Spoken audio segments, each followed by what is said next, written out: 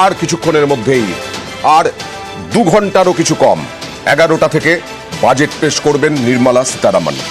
অনেক কিছু তার মধ্যে বাদ চলে গেছে এই বাজেটে, যেমন রেলের টিকিট দাম কমবে কি বাড়বে নির্ভর করে না, মেডিকেল ইন্স্যুরেন্সে জিএসটি কমবে না বাদ যাবে নির্ভর করে না, যদিও আশা করছেন সাধারণ মানুষ।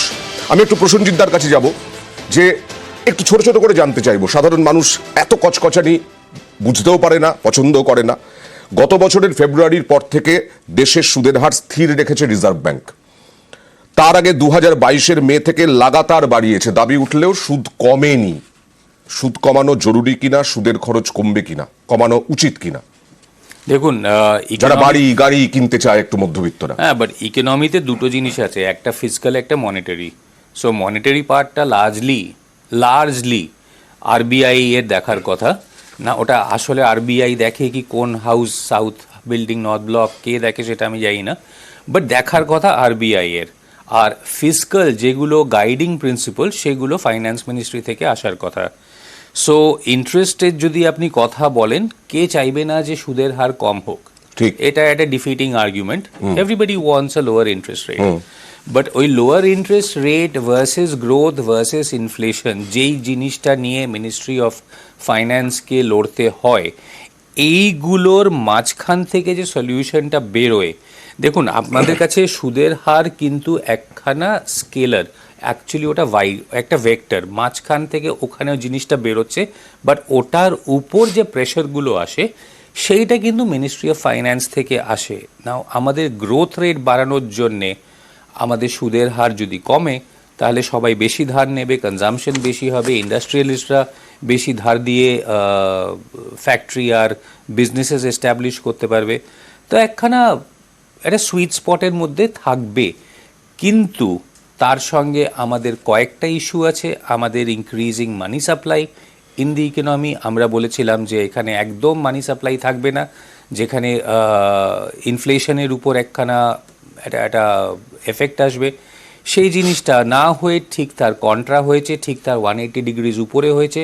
আজকে liquidity in the system is so much, আর ইনফ্লেশন এত, যে গ্রোথ আর ইনফ্লেশনের মধ্যে সুদের হার কি করে আরবিআই আর মিনিস্ট্রি অফ ফাইন্যান্স প্লেস করবে, ওটা নিয়ে ভারসাম্য কি করে রাখবে, ব্যালেন্স কি করে রাখবে। আমি সুব্রত বাবু কিছু বলতে চান, আমি আসবো, তবে তার আগে চলে যাবো একটু আবার সাধারণ মানুষের কাছে চলে যাই, একদম বাঁকুড়া থেকে প্রিয়ব্রত কয়েকজনের সঙ্গে কথা বলবেন। প্রিয়ব্রত, শীতকালে সাধারণত জিনিসপত্রের দাম কম থাকে, মানে শাকসবজির দাম, এবার কিন্তু তা হয়নি। প্রায় শেষে শীত, তখন শাকসবজির দাম কমেছে, যদিও বাজেটের ক্ষেত্রে শাকসবজির দাম কমে না বলেই অর্থনীতিবিদরা মনে করেন। আমি আসবো কিছুক্ষণের মধ্যেই, যে এই যে ডলারের অনুপাতে টাকার দাম একেবারে কমে যাচ্ছে, এটা সাধারণ মানুষের উপরে প্রভাব পড়ে কিনা আমি আসবো। তবে প্রিয়ব্রত, কি চাইছেন সাধারণ মানুষ?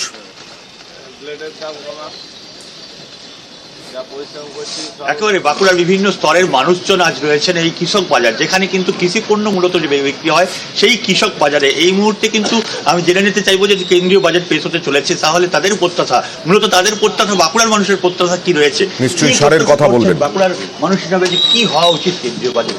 আমি ব্যক্তিগতভাবে যেটা আমাদের প্রত্যাশা, সেটা হলো যে নিত্য প্রয়োজনীয় যে জিনিসপত্র আছে তার সেক্ষেত্রে যেন বিশেষভাবে লক্ষ্য করা হয়। আর তার সাথে সাথে যে মেডিসিনের দাম দিনের পর দিন যেভাবে বৃদ্ধি পাচ্ছে, সাধারণ মানুষের পক্ষে কিন্তু খুব কষ্টকর হয়ে যাচ্ছে।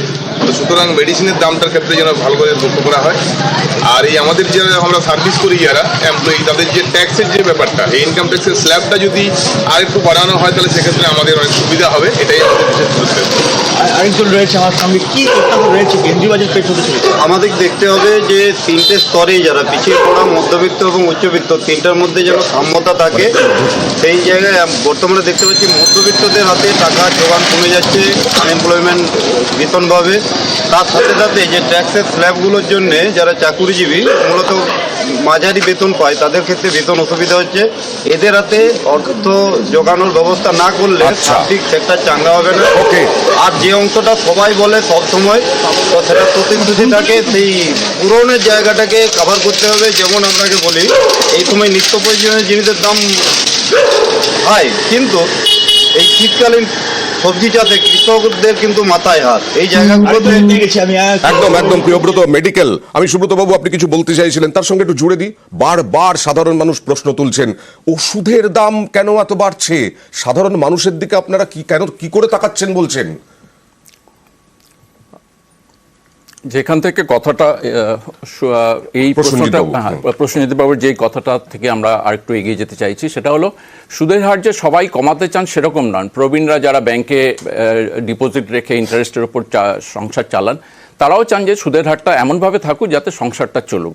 তো সুদের হারটা হচ্ছে এমনভাবে এমন একটা ইস্যু যেটা catch-22 মতো আর কি, মানে খুব কমালেও আর কি তারা বিপদে পড়বেন, আবার এমন করলে খুব কম হলে আর কি ইনফ্লেশনটা বেড়ে যাবে। আচ্ছা, তো সুদের হার কমাবার দায়িত্ব মিনিস্ট্রি অফ ফাইন্যান্সের নয়, সেটা হচ্ছে এমপিসি যেটা থাকেন, মনিটারি পলিসি কমিটির যে টিম থাকে আরবিআই, যারা হয়তো এই 6, 7, 8 তারিখে দিলে বম্বেতে মিটিং রয়েছে, তারপরে ওনারা ডিসিশন নেবেন। ওকে, এবার ওষুধের দাম বলুন। ওষুধের দাম হচ্ছে, আপনারা যদি দেখেন সারা পৃথিবীর মধ্যে ইন্ডিয়া হচ্ছে সবচেয়ে ওষুধের ফ্যাক্টরি, মানে ইন্ডিয়াকে বলা হয় যে মেডিসিনের নেশন, পৃথিবীর মধ্যে সবচেয়ে কম দামে এখানে ওষুধ বিক্রি হয়।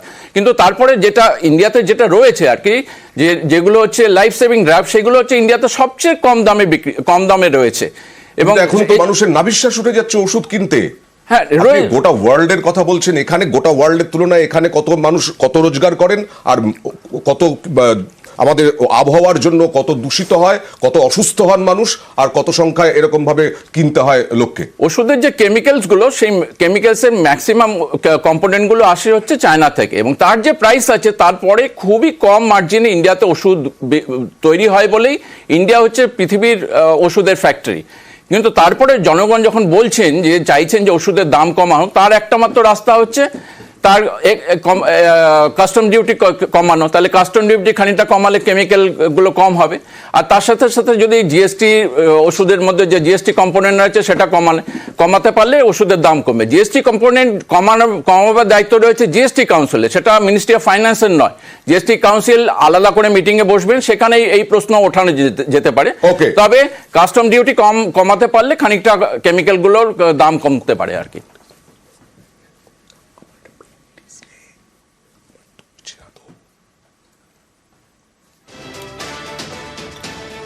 আর কিছুক্ষণের মধ্যেই নির্মলা সীতারামন বাজেট পেশ করবেন। তার আগে মানুষের চাহিদা রয়েছে ওষুধের দাম কমানো হোক, আয়করের ঊর্ধ্বসীমা বাড়ানো হোক, অর্থাৎ 10 লাখ যদি থাকে 15 লাখ আয়কর ছাড়ের ঊর্ধ্বসীমা বাড়ানো হোক, জিনিসপত্রের দাম যেন কম থাকে, এবং একজন বললেন আর্থিক যোগান, মানে টাকা পয়সার যোগান যেন হাতে থাকে তাদের, তবেই তো খরচ করতে পারবেন তারা।